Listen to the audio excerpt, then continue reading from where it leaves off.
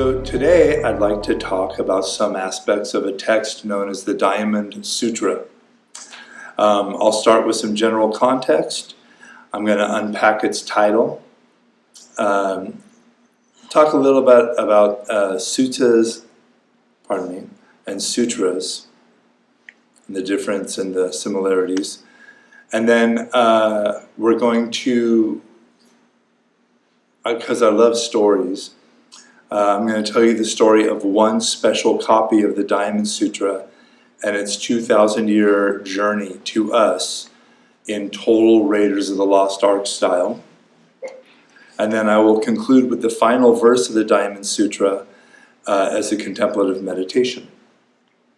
Anything I say is a sincere effort to be of service and benefit. Anything I say that you don't like, please feel free to send to me in an email your serious concern. There's nothing I'd rather talk about than this stuff. Franz at longbeachmeditation.org. Also,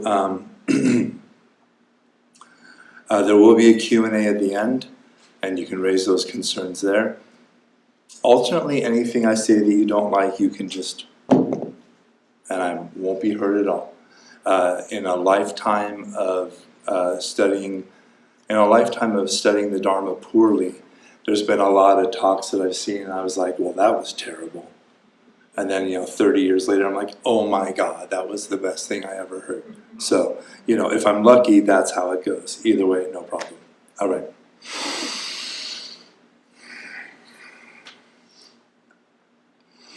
Namo tassa bhagavato arahato samma sambuddhassa. Buddham saranam gacchami, dhammam saranam gacchami, sangham saranam gacchami.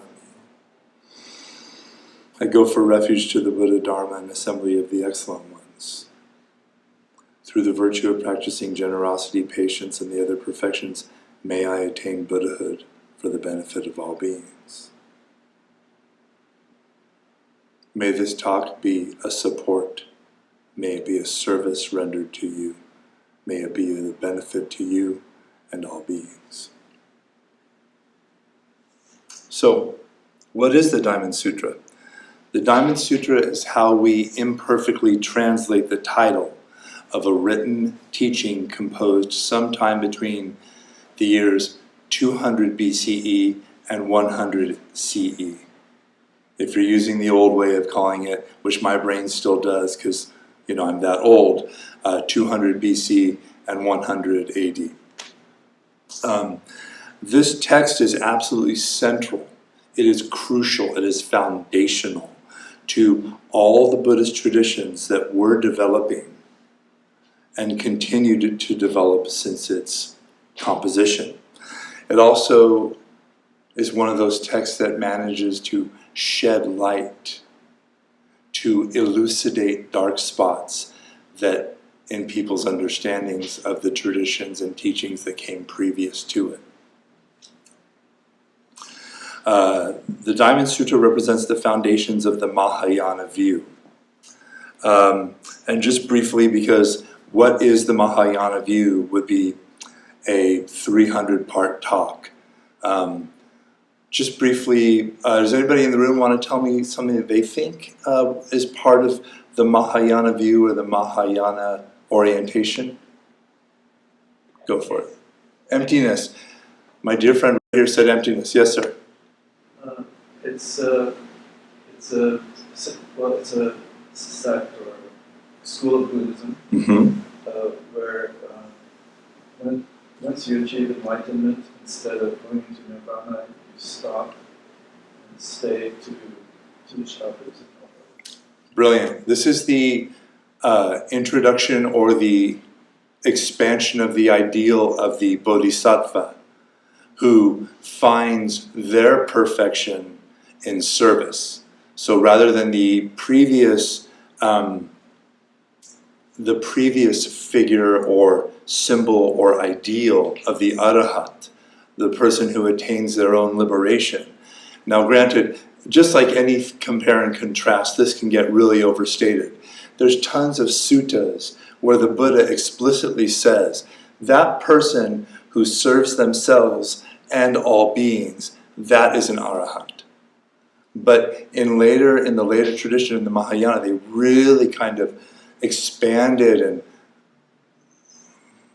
colored in, drilled down on this idea of liberation is not for me, it is my service to all beings. Yes, sir? My understanding, also as Buddhism began to travel to other cultures and society, there were at least two versions, but what became the more progressive as far as if it seemed reasonable, let's take a look at it. This is a really great point too. Buddhism, for 2,600 years, it has this kind of magical jujitsu where wherever it goes, it can respond to the culture's concerns and cares of whatever's going on wherever it goes. And for some people, myself included, this seemed a little suspect. But actually, it's not a bug, it's a feature. And this is one of the reasons why Japanese Zen and Chinese Chan and Korean Son and Mantrayana, Vajrayana, Dzogchen, Mahamudra, etc., they can look so different. Because everywhere the Dharma went, it said, oh, what is this? What's needed here? What is my function here? And this is actually a wonderful thing. And so the Mahayana represents a progressive movement as it expanded out of its really tiny northeastern Indian context. So much so that the previous parent tradition that we call the Theravada, which is a compound word that means the path of the elders, like the OGs, were like, oh, no, we don't do that. And they went to Sri Lanka and were like, y'all can go be weird over there. We'll have the real thing over here. And I totally respect that my background is Theravada Buddhism. And again, any compare and contrast is for the purpose of pulling it out and making a big deal about it so we can elucidate some important points. Last thing. So the older suttas are the people in Sri Lanka, the Pali language, right? Yeah. Whereas the Mahayana sutras, they are in Tibetan or Chinese. Originally Sanskrit. But yeah, so this we'll address a little bit more as we go on. But yeah, and that very point you raise about the earliest teachings were recorded in the Pali language, and later teachings were recorded in Sanskrit and then translated Bhutanese, Tibetan, Chinese, Japanese, Korean, etc., etc., etc. Okay, moving on. And you guys, basically, the only other thing I wanted to mention about the Mahayana was really pulling out, like I said, emptiness of all phenomenon, emptiness of self and other, and the indestructible nature of awareness. What the Buddha in the earliest suttas called the deathless, or nibbana. Okay, now, God, I can't believe the things I write down to say to you. Apparently I'm supposed to do this now. Let's start at the very beginning. A very good place to start. Okay, any Sound and Music fans in the room? Okay, thank you. For the 6 of you and me, and the folks on Zoom. Okay, so we'll start with the title. Translation is incredibly difficult. And in Buddhism, it's the worst. Because we're dealing with translating consciousness, the experience of awareness, what it means to be alive, what it means to feel this breath, and this breath, and this breath. So we're trying to translate raw experience into words. And then we're taking words and translating them into a dead written language that nobody uses anymore. And then we're translating it again and again and again. You get the picture, right? So translation can hide. It can conceal accidentally, but it can also reveal. Up to now, we have been calling this text we're talking about the Diamond Sutra. But why? The word diamond is nowhere in the text. In Sanskrit, the original language of this sutra, the title reads Vajracchedika-prajnaparamita Sutra. This would be a good time for a whiteboard to pop out magically, pre-written. No? Okay. The first word in the sutra, Vajra. This is a kind of stroke of poetic and creative genius on the part of the composers, the scholars, whoever wrote this, whoever brought this to us. The Vajra is an ancient weapon from Hindu mythology.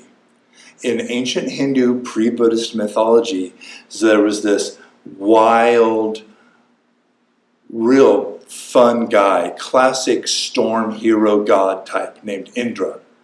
And Indra used to ride around on his elephant, and he lived in the high mountains, classic storm god, adventurer. And he had this weapon called a Vajra. This Vajra is indestructible. It has no parts. It has no identifiable features. It was never created. If it was never created, it can never be destroyed. That's right. And it's something that is so powerful, it can cut anything without being cut. It can dissolve anything without being dissolved, etc., etc., etc. The early mythologists of Hinduism who were writing about Indra is all the way back in the Vedas, the oldest known written religious text in the world.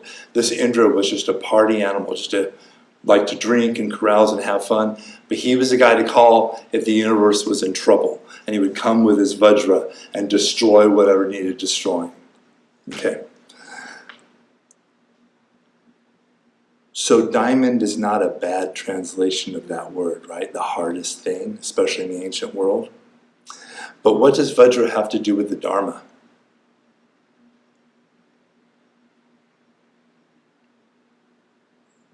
It's not born, it doesn't die. It doesn't die. What is it in the Dharma? What is it in the subject matter of the Dharma that we are talking about that is never born and never dies? Consciousness, awareness, these are all great answers. There are some technical uses, but for our purposes, that awareness, this is the thing that the Buddha is at the heart of the Buddha's realization, his awakening. That awareness is fundamentally not fabricated. And certainly we have awareness of things. One of my teachers likes to differentiate awareness from consciousness. Says, oh, I'm conscious of this thing, and my awareness is doing that thing that awareness does whenever it encounters an object. It goes like shrink wrap. This is a bowl. It is black. It makes a sound. It's X number, of inches deep. It has a shiny bits. It has a scratch there. And all of a sudden, all my thinking, all my thoughts, my awareness that previous to that was completely uncompounded, could not be said to be here or there or anywhere. Where is the edge of your mind? Where is the edge of your awareness? Does it have a center? What color is it? What smell is it? What shape of it? None of those questions mean anything. Awareness, fundamentally, is Vajra. It is beyond any classification, and it is unfabricated. It is birthless, deathless. And the second my awareness touches something, in a way it takes birth. The Buddha used to talk about the way the mind is free and then it encounters an object. And it's like when fire touches a log. And now the fire that was latent in the entire universe, air, fuel, spark, it's all there somewhere. And then it happens. And now the fire and the log are like trapped in this like death match, right? Like our mind, like my mind. Especially when it encounters things like things I really like or things I really don't like. Death match. Okay. Vajra. This Vajra. And the second word in the title, Chedika, cutter, can cut through anything. So Vajracchedika, this Vajra cutter, this indestructible thing that can cut through anything. Your awareness, this Buddha mind that you are, if you can be said to be anything at all. And then the second half of the title, Prajnaparamita. This is a class of sutra. Prajna means wisdom, paramita means perfection of. So this is the Vajra cutter, Perfection of Wisdom Sutra. An alternate English translation of the title would be, and a perfectly usable one, would be The Diamond That Cuts Through Illusion. Because this sutra's specific goal is to help cut through our faulty perceptions of the world around us and of ourselves. We think in our kind of habitual, compulsive, ordinary way that I'm this person and you're that person and this is here and that's there and this. We live in this world of all these completely separate things and people, and even my internal world, things and people and ideas and arguments I had 30 years ago. But in fact, there are no individuals, truly speaking. There are no objects, no sentient beings. All of these things that I point at are fundamentally empty of self-nature. This is the point. This is the point of the Vajra, is to see into the empty nature of all things. This can be done in a number of ways. The Buddha spent 49 years teaching various ways of seeing, of peering into this emptiness. And this sutra attempts to do the same. In the words of one of my teachers, the world of objects is the forgetfulness of myself. I get caught in the apparent duality of things, and you're over there and I'm over here. And I think my feelings and ideas and desires are beneficial and good and important, and yours I don't know about. Unless maybe they work with mine, maybe. Now, Pali versus Sanskrit. So why sutra and not sutta? Because the earliest teachings of the Buddha were recorded in Pali, where the word for thread or conversation is sutta. So the earliest teachings that are recorded in the Pali language of the Buddha is sutta. The teachings that were written down later are primarily written in Sanskrit, where the word is sutra, which is where we get our word suture, for instance, or suture in the skull. Functionally speaking, the difference between the suttas and the sutras is that 3 months after the passing of the Buddha, all of the monk and nun and lay disciples of the Buddha got together, and everyone who heard the Buddha say anything spoke their piece. I heard him say this, and then it was correlated and measured against, I was there, I heard him say that, but actually he said it like this. So all of the teachings were collected into what was called the Sutta Pitaka, the basket of conversations, the basket of teachings. So this basket was memorized and taught, and it wasn't written down for many, many years. This may have just been an interesting thing about Indian culture, that traditionally, even in Hinduism, long before the Buddha, the idea of something that is spoken by a teacher into the disciples' ears, that is absolutely much more revered, much more solid than something that's written down and handed off to who knows who.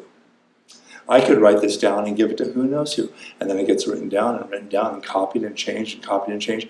There's no chain of custody. You can't go back to the original author and say, hey, what did you mean? Whereas in the traditional cultures of India, when you would recite your teaching, you would recite your teacher first. This I have heard from the Blessed One's lips. And then you say the teaching, and someone goes, I want to talk to that guy because that sounds like garbage, or that's brilliant, where is he? And of course, when the Buddha passes, it creates an interesting problem. Who was there? And then even after that first generation of the Buddha's first students passed, who was there to hear it? So the suttas are traditionally thought of as orally memorized conversations and teachings, only written down much later for safekeeping. Sutras, on the other hand, generally come later and are thoroughly composed written works of literature. They don't represent themselves as journalistic. And you can tell oftentimes in a sutra because it'll be like, One time, the Buddha and 4,000 perfect disciples were sitting on top of a mountaintop, and there were dragons and demigods, and and you're like, oh, okay, I don't think this actually happened necessarily, but they're kind of setting the stage. Interestingly, the word sutta and the word sutra have a shared etymology that invites an expanded understanding of what each can be. Both of them, though different words, share a root word, sukta, which means beautiful, pleasing, sweet. And in fact, there's places in the suttas where it talks about anything that is pleasing, anything that is beautiful, anything that is well-spoken and skillful. That is the word of the Buddha. The Dharma is everywhere. No one can own it. In the words of the great Ajahn Chah, Thai forest master, he would say, actually, all the birds and all the trees and every blade of grass is teaching Dharma, but you don't understand, so you have to go to some knucklehead. He said, you have to go to some Ajahn, some human teacher, but in this case it's me. And go, what's the Dharma? And I go, well, it's like this. And I put on a song and dance show and try to point at it. But actually, every breath you've ever had has been telling you, things arise and things pass away. You are not different from this place. You are home here. The world flows into your lungs, and the breath flows out into the world. Dharma is everywhere. It would be hard to overstate the importance of this text in Buddhist thought and practice. It was crucial in the formation of Mahayana, which became Chan, which became Zen, etc., etc. The text itself. The dramatic setting of the Diamond Sutra is a beautiful park in ancient India with a vast assembly of householder disciples, fully perfected arahant, monk, and nuns, bodhisattvas, gods, demigods, and even asuras, demons, titans, monsters. This sutra presents a dialogue between the Buddha and his student Subhuti, who was an arahant known in the sutras for their mastery of loving kindness and compassion. This is an interesting point too. This Diamond Sutra may be the very first Prajnaparamita Sutra. This is like the opening salvo in this progressive turning of the wheel, this next turning.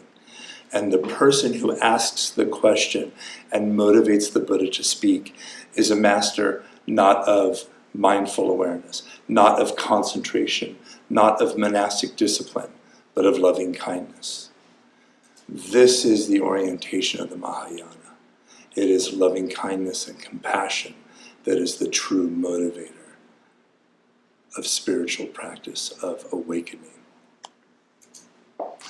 It explores the nature of reality, tearing down our usual dualistic perception of the world, etc., etc., yada, yada, yada.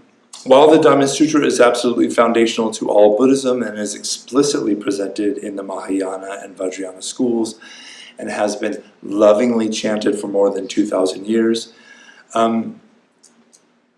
in 1000 CE, we got really lucky. And again in 1900 CE, and again in 1907 CE. In the British Royal Library right now is an unbelievably gorgeous copy that was originally discovered in 1900 by a monk in Danhuang, China, an old outpost of the Silk Road and center of Buddhist scholarship and practice on the edge of the Gobi Desert. This Diamond Sutra was one of 40,000 scrolls and documents hidden in the cave of 1,000 Buddhas, a secret library complex hidden and sealed up around the year 1000, when the area was threatened by a neighboring kingdom. In 1907, 7 years after it was discovered by the monks who were guarding that secret hidden library. I mean, come on, that is so cool. Archaeologist Mark Aurel Stein was on an expedition mapping the Silk Road when he heard rumors about an ancient secret library buried in the caves. So he did what any self-respecting archaeologist would do. He bribed the local abbot of the monastery and said, what's the library you got there? And he was brought into the cave complex, and he just grabbed anything he could get his hands on. He smuggled away thousands of documents, including this specific copy of the Diamond Sutra. Written in this copy that he smuggled, that is now on display in the Royal British Museum, there is a dedication that reads as follows. This was reverently made for universal free distribution by Wang Jie on behalf of his parents and all sentient beings, as an act of devotion and charity in pursuit of merit. The printer does not record how many copies of this sutra were actually produced, but it is dated, and the date, 11th May 868, makes this the earliest dated printed book in the whole world. By contrast, the Gutenberg Bible, the first time the Gutenberg Bible was printed is somewhere between 1450 and 1455. It is also the first known creative work with an explicit public domain dedication for universal free distribution. Okay. The whole sutra can be read in one sitting and is often chanted daily or weekly. It is also very popular to take a single chunk of 4 lines, called a gatha, G-A-T-H-A, as a focus for contemplation on and off the cushion. This can be a very powerful practice for deepening our dharma life, our practice life, and it's very flexible. Remember, there's nothing magical in any of these words. Words, signs, symbols, pictures are all just representation. They're just trying to point at something. There's no magic in them. They're trying to convey meaning. So, in your practice, if you find a poem or a song or a verse and it speaks to you, says something deeply to you, feel free to adjust, adapt, and accommodate, retranslate.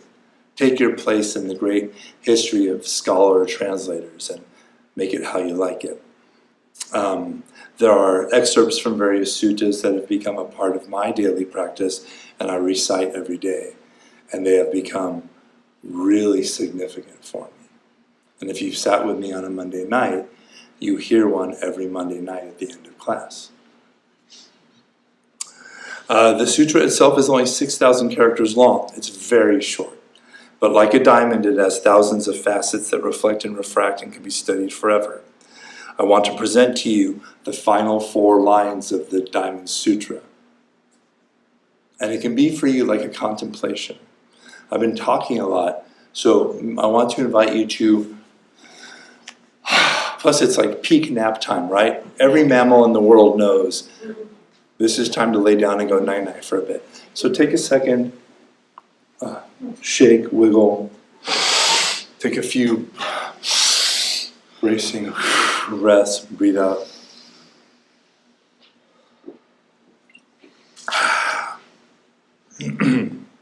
And by the way, when you're sitting with your hands folded, it's a physiological sign to calm down. But if your hands are on your lap or forward, it's a physiological sign ready. So when I'm sitting and I'm a little agitated, hands are folded if I need to relax. But when I'm sitting a lot more often and I'm a little sleepy, hands here. So I will chant the last 4 lines of the Diamond Sutra in the original Sanskrit. And this is in a chatusloki form. It has a nice meter, a nice rhythm to it. First in Sanskrit. Tarakati miram dipo mahavasya shabut buddham supinam vidida pramcha evam drastavim samskritaham.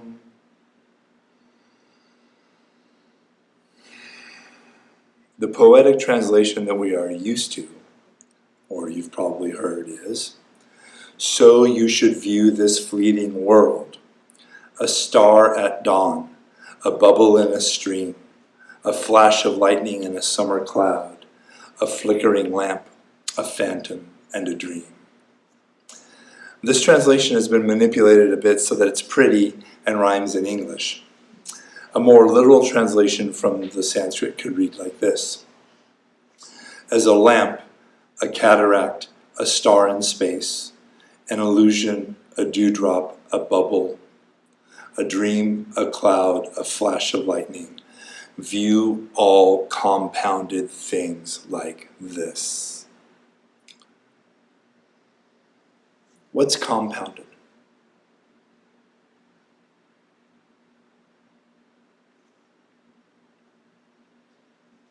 What does it mean for something to be compounded?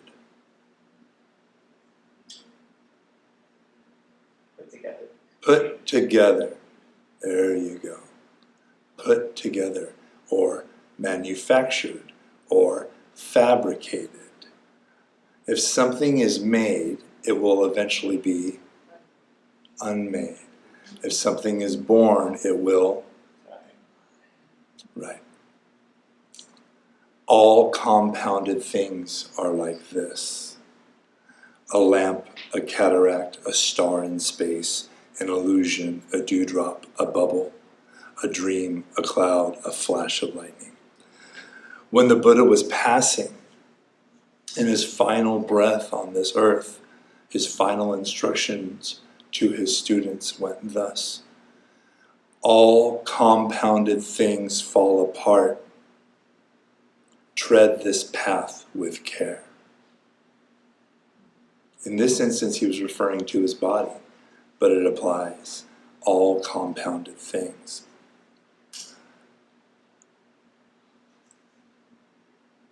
I want to invite you to let this verse mingle with your heart and mind, and I will say a thing or two about each of the images in the second translation. I invite you to reflect on what it could mean for you in your life and practice to regard all compounded things, including yourself, like this. A lamp. Remember, in the time of the Buddha, lamps were small clay or stone vessels with a wick made of cotton, with oil or butter, and lit. This lamp, like our lives, its very function is to burn itself out. The very act of living, of the lamp shedding light. Just like us, to be born is to die.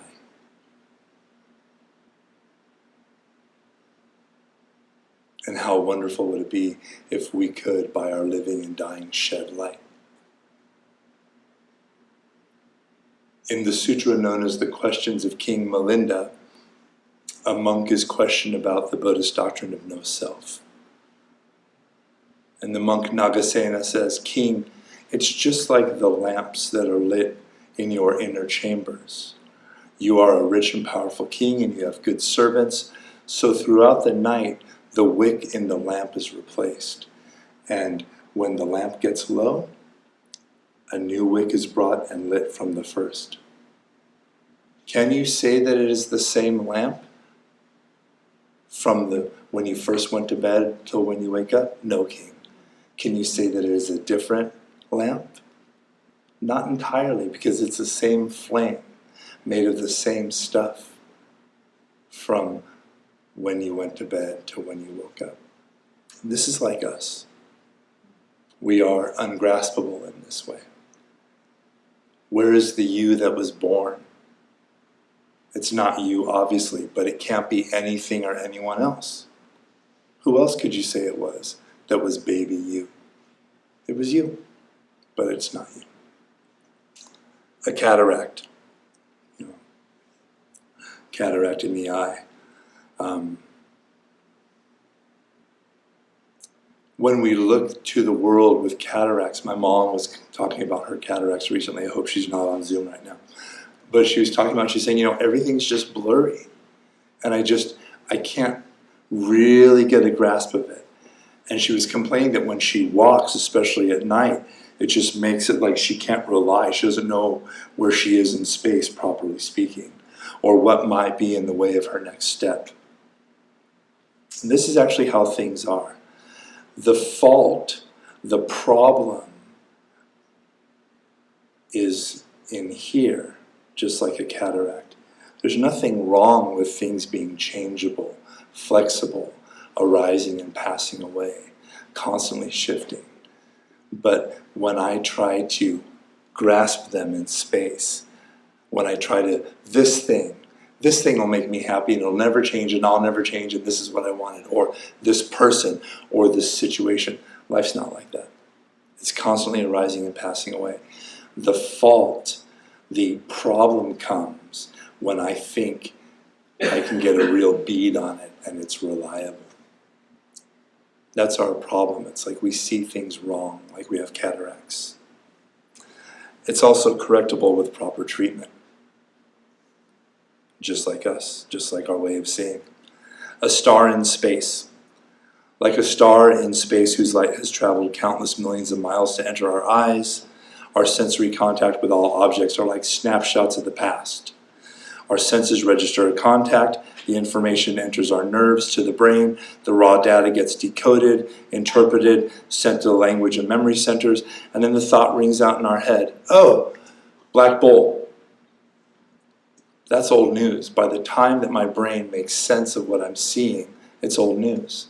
It's milliseconds old, which maybe isn't very long, but it's literally not the same object. I point at something, and the thing that my brain tells me it is, it's not that thing anymore. And remember, all these things look really solid, and every single one of them is decomposing, including me.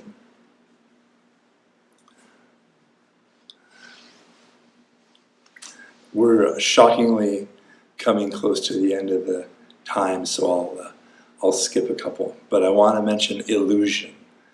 Illusion is in that verse. When I say illusion, what does it mean? Hit me. A trick. A trick? Misdirection. A misdirection? Perception. One more time. Perception. A perception, like 2 words. A perception. Great. Visual, okay. Falsehood. A falsehood, okay.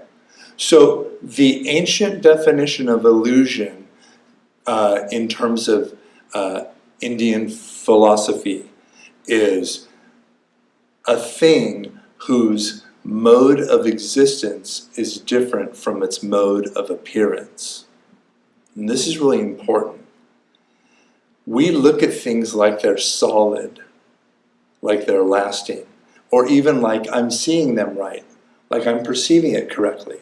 Like I look at somebody, I look at the way they're dressed, I look at the bumper stickers on their car, and I think I know all about them.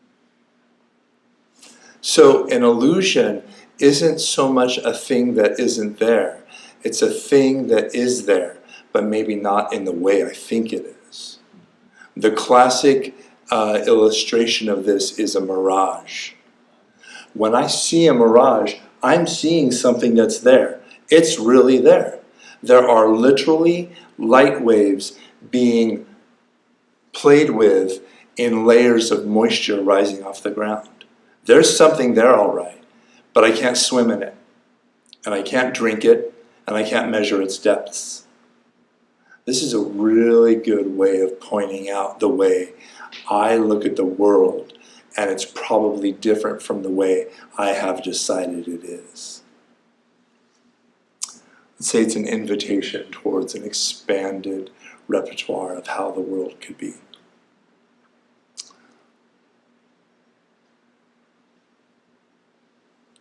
I'm skipping a few, so I'll just go to the end. The flash of lightning, and I'll read the verse again. A flash of lightning. Flash of lightning is gone as soon as it's here. Gone in a flash, right? Arising and passing away. Blink and you'll miss it. Also, the indescribable power of lightning, and yet it's like it was never there in the first place. This is so much like our lives. You know people. You have met people. You might be related to people. This might have been you at some point that you were missing, or they were missing a significant portion of their life. I know I've spent time sleepwalking in my life. The great Ajahn Chah says, There are people who are born and will live and die without once knowing the feeling of the breath in their body, missing it. It's just easy to do. There's a lot going on in life. And your life is so powerful. You can do so much good. And yet, what is a human life? It's there and it's gone, it's there and it's gone, it's there and it's gone. So, maybe this could be an invitation to not take it all so seriously, too. So, as a lamp, a cataract, a star in space, an illusion, a dewdrop, a bubble, a dream, a cloud, a flash of lightning, view all compounded things like this.